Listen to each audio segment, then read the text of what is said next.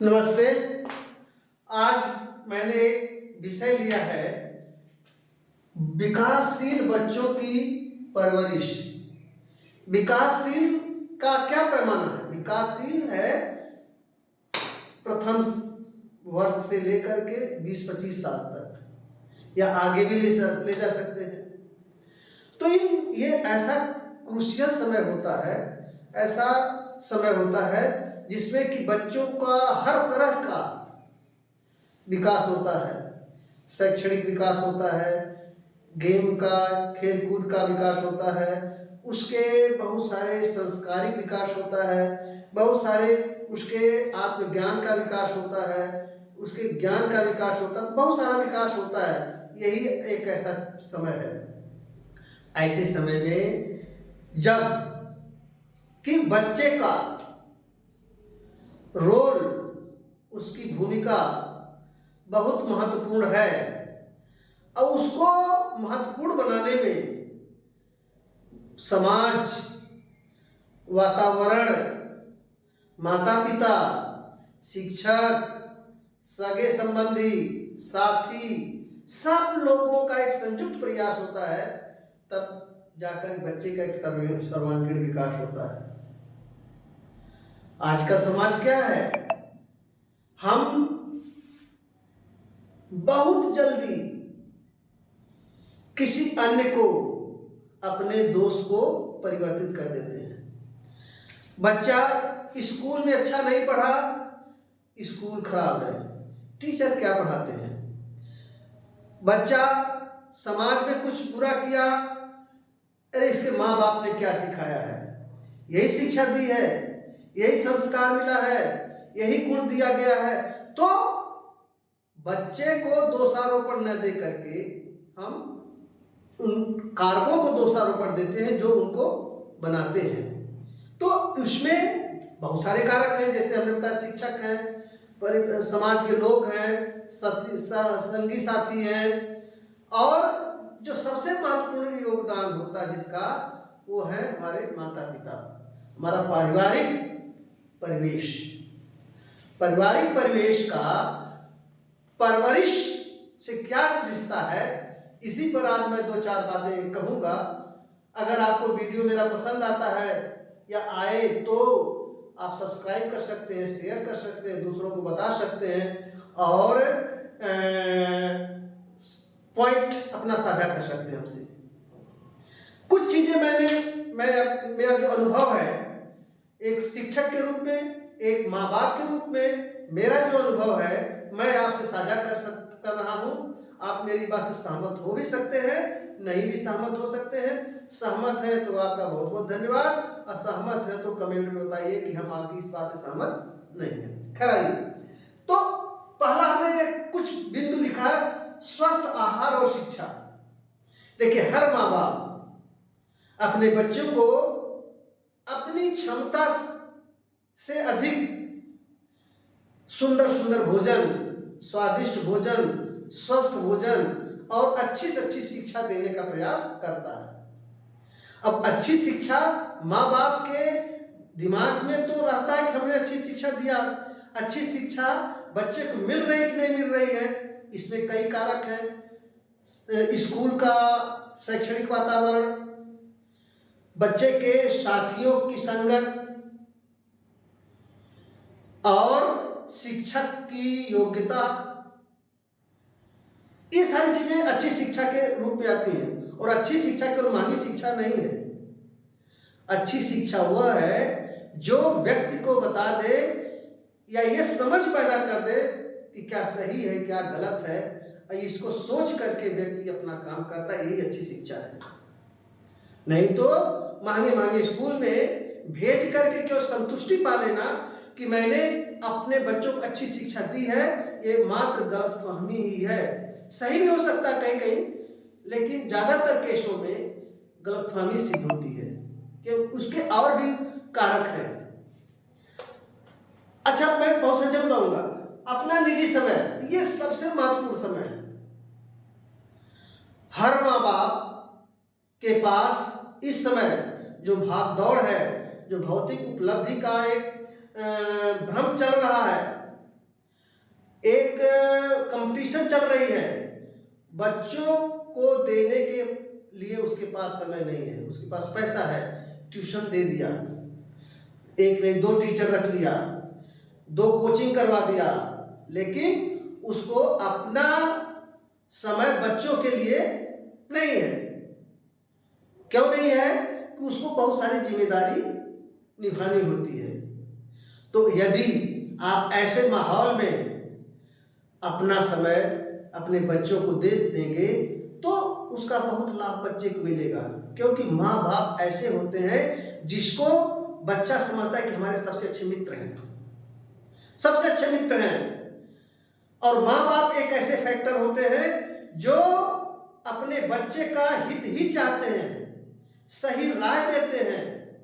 मान लीजिए उसकी किसी समस्या को आपने मित्रवत बनाया, अगर माहौल है अपने बच्चों से, ऐसा न हो, ऐसा माहौल भी ना हो कि जैसे आप घुसे, अरे पापा ये इधर उधर रख दिया, पापा गए, कॉपी किताब हटी, सब कुछ बिखर गया, फिर अपने मन का करना शुरू हुआ। ऐसा माहौल अगर रहेगा तो बच्चे का शैक्षणिक वातावरण या कोई किसी तरह का वातावरण कंप्लीट नहीं होगा, वो केवल एक भय का वातावरण रहेगा, एक भ्रम का वातावरण बना रहेगा। ऐसे में आपको अपना समय दीजिए। अपना समय आप देंगे तो एक और लाभ होगा। मान लीजिए कि कोई समस्या बच्चे की हुई, बच्चे छोटे भी हैं, बड़े भी हैं, और बड़े हैं, एडल्ट हो रहे हैं, बहुत सारी समस्याएं हैं, उनके जीवन बहुत सारी आती हैं। अच्छा, जो समस्याएं आती है उनके लिए वो नई है, वही समस्या आपके लिए बहुत पुरानी है, आप झेल चुके हैं, लेकिन उन बच्चों के लिए वो समस्या नई है। आपने समय दिया, आपसे बच्चा शेयर किया, मित्रवत व्यवहार बनाए रहेंगे, तब आपसे बच्चा ने समस्या शेयर किया तो आप उचित सलाह देंगे, देखो ये करो, ये हो जाएगा। मान लीजिए बच्चा ने कहा कि पापा हमको समय चाहिए, थोड़ा सा आपका समय चाहिए, अरे यार बहुत बिजी हूँ, तुम अपने मित्र से, अरे वो अपने फ्रेंड से क्यों ना पूछ लेते हो, वो अनुभवी आदमी है। अब फ्रेंड के पास जाएगा लड़का, तो फ्रेंड जो अपने अनुसार सलाह, उसको सलाह देगा, उसका निर्णय देगा, और वह उतना अधिक निर्णय प्रभावकारी नहीं होगा जितना कि आप होगा। वो गलत भी दे सकता है, वो गुमराह भी कर सकता है। तो ऐसे बचने के लिए कोशिश करें कि 1 घंटा 2 घंटा कुछ न कुछ समय आप अपने बच्चों को दे सके, अपना समय। उनका आत्मसम्मान, अपनी चीज उन पर मत थोपिए केवल, देखो मैं ये चाहता हूं कि तुम इंटर करने के बाद, बीए करने के बाद ये कर लो, वो कर लो, वो कर लो। अरे उनका भी तो पूछिए, बेटा तुम क्या बनना चाहते हो, तुम क्या चाहते हो, उनकी भावनाओं को कद्र कीजिए। उनका मान लीजिए कोई बात भी कहते हैं तो ऐसे मत झिटक दीजिए कि अरे तुम क्या जानो, मेरा बहुत अनुभव है, 50-60 साल का हो गया हूँ, तुम अभी नए नए जन्मे हो, तुम्हें क्या पता इन सारी चीजों को। नहीं, आप जन्मे हैं, आपने अपना अनुभव लिया, ठीक है, आपका अपना समय था, ठीक है। आजकल बच्चों का अलग दुनिया है, वो कुछ कहते हैं तो सुनिए, मानना न मानना आपका काम है, उनको सुनिए। बच्चों को लगे कि मेरे पिताजी, मेरे माताजी, मेरे चाचा जी मेरी बात अच्छे सुनते हैं, मैं इनको अपनी बात कह सकता हूं। जब ये दिमाग में उनके रहेगा तो आपको मित्रवत समझेंगे, सारी चीजें आपको अपनी बता देंगे, कहीं बाहर वो जो है अपनी समस्या का तलाश नहीं करना चाहेंगे। उन्हें पता है कि सारी समस्याओं का हल मुझे अपने घर पर भी मिल जाएगा। इसलिए ऐसा करिए, उनको स्वतंत्रता दीजिए, कुछ उनको सोचने समझने की स्वतंत्रता दीजिए। को बेटा तुम ठीक है, तुम क्या चाहते हो, अगर वो चाहता है कि मैं ये करना चाहता हूं तो आप अपना सुझाव दे सकते हैं, लेकिन हर बच्चा आईएएस नहीं बनेगा, हर बच्चा पीसीएस नहीं बनेगा, क्योंकि सबकी अपनी भवितव्यता है, सबको अपना भाग्य है, और भाग्य के अनुसार ही उसके कर्म विसर्जित होते हैं, निकलते हैं। तो इसलिए आप अपना जो है समय दीजिए, अपनी उनको स्वतंत्रता दीजिए सोचने का। अगर वो अपने कर्मों पर जो उनका जो भाग्य कहलाता है, गीता में वही कहा गया है, संचित कर्म ही भाग्य बन जाते हैं। तो सबका संचित कर्म है, उस संचित कर्म के अनुसार उसका समय सब कुछ निर्धारित होता है। उसको स्वतंत्रता दीजिए, उसको सोचने की क्षमता दीजिए, क्योंकि बाद में उसी को करना है सब। आपने कहा कि नहीं तुम मेडिकल में जाओ, उसका मन इंजीनियरिंग में जाने का है, फेल हो जाएगा, वैसा काम नहीं करेगा, आपका पैसा बर्बाद होगा। पढ़ना तो उसी को है। अगर वो कहता कि मैं इंजीनियर बनूंगा, कंप्यूटर इंजीनियर बनूंगा, तो काम ठीक है, आप अपना राय दीजिए, लेकिन थोपिए पर जबरदस्ती मत थोपिए। उनसे भावनात्मक लगाव कीजिए, भावनात्मक, भावना का इमोशनल टच जिसको कहते हैं, इतना लगाव रखिए। ऐसे तो आपके माता पिता का भावनात्मक लगाव रहता है, लेकिन वो दुराव न रहे, जिससे कि आपके आते ही वो सब सोफा के नीचे घुस जाएं। आप बच्चे आपका वेट करें, पापा आने वाले हैं। यह न अपने मन में सोचे अरे जाएंगे ऑफिस कब जाएंगे, बाहर कब जाएंगे, थोड़ा हम अपनी वाली कर ले। तो भावनात्मक लगाव रखिए, बहुत अच्छा माहौल बनेगा। सामाजिक कौशल और संस्कार। सामाजिक कौशल क्या है? बड़ों को कैसे हम आदर करें, किससे कौन सा व्यवहार करें, समाज में क्या क्या है, छोटी छोटी बातें हम जाने।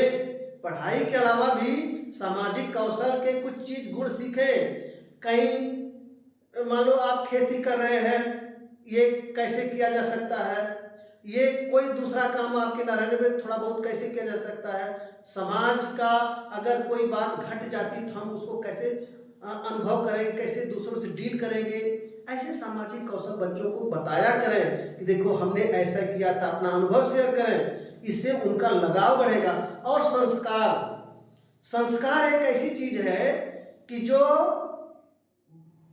पैदा नहीं की जा सकती है, उसको अर्जित किया जाता है, अर्जित मतलब कमाया जाता है, एक दिन की चीज नहीं है। तो संस्कार आप छोड़ दीजिए। हर लोग कहते हैं तुम्हारे संस्कार में यही है, तुमको यही संस्कार मिला है, वहां भी आपका अपना योगदान ही उनके संस्कार को वृद्धि करेगा। संस्कार जो है क्या होता है, एक हम लोग पीढ़ी दर पीढ़ी लेते हैं, ये भी है, लोग कहते हैं इनका संस्कार यही है। संस्कार नहीं, जो हम डेली अपने जीवन में जीते हैं वह हमारी जो आदत बन जाती है वही संस्कार है। संस्कार क्या है? हमने जो काम किया, हमने बड़े बुजुर्गों को जो देखा, अपने बड़े बुजुर्गों को देखा, उन्होंने कैसे काम किया, उनको देख करके हम अपने जीवन में कैसे उसको अवतरित कर रहे हैं, कैसे उतार रहे हैं, यही हमारे संस्कार है। तो उनके अच्छे संस्कार पैदा कीजिए।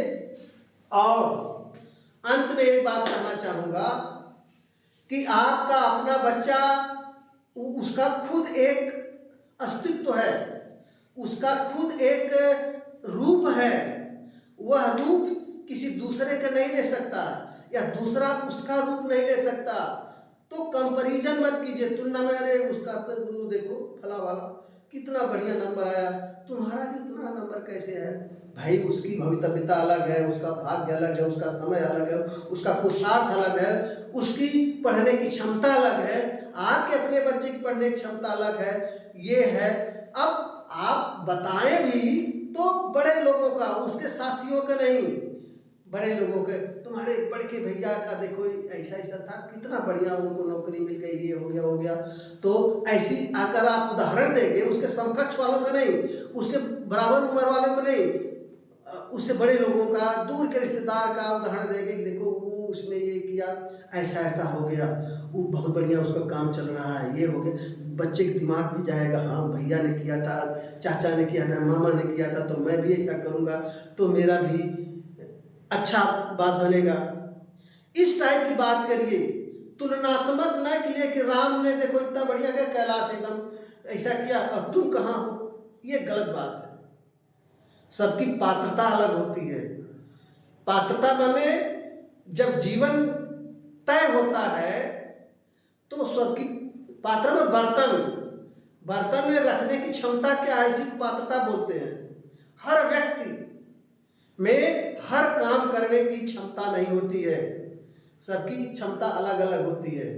तो जिसकी जो क्षमता है, जो गुण है, वही उसकी पात्रता है। आप अपना सोचिए, क्या आप सब अपना काम कर पाते हैं? नहीं कर पाते हैं। तो जिसकी जितनी पात्रता है वो भगवान की एक नियत है, इमानत है। तो इस अमानत को संभालिए और उस अनुसार काम कीजिए, किसी से तुलना मत कीजिए। आपका अपना बच्चा आदर्श है, यूनिक है। अवचेतन मन का एक मैंने वीडियो बनाया था। अवचेतन मन में बच्चे के अंदर बार बार यही कहिए, बेटा तुम बहुत बढ़िया हो, तुम सबसे अच्छे हो, तुम ये काम कर सकते हो, तुम क्यों नहीं कर सकते हो, एकदम बिल्कुल कर लोगे। तो उसके अवचेतन मन में अगर ये सब बात बैठेगी तो बच्चे को लगेगा कि मेरे परिवार से, मेरे माँ बाप से मुझे अच्छी सीख मिल रही है और मेरा सपोर्ट सब लोग कर रहे हैं। जब मेरे परिवार, मेरे माँ बाप, मेरे आसपास के लोग कितना सपोर्ट कर रहे हैं तो मेरा भी फर्ज बनता है कुछ अच्छा करूँ। तो ये मेरे कुछ विचार थे। अगर अच्छा लगा हो तो वीडियो सब्सक्राइब कर लीजिए, शेयर कीजिए, लाइक कीजिए, मेरा उत्साहवर्धन कीजिए। बहुत बहुत धन्यवाद।